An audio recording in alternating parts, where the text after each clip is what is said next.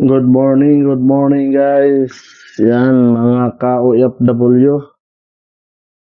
ka-OFW, ito na naman tayo. Mag-prepare na tayo ng ulam. Tinulang isda sa Bisaya guys, kasi Bisaya ko, kaso Tagalog lang ako ng konti. Kasi may mga viewers na ng mga Tagalog dyan, para makaintindi sila.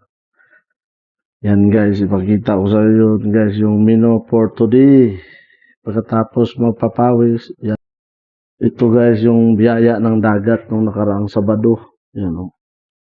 Yan. Iprito natin.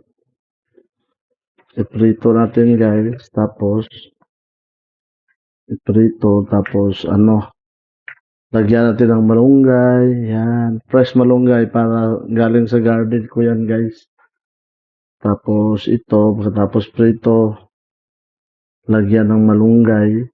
Pagkatapos lagyan ng malunggay, haluan natin ng hipo naman ng konti para medyo naman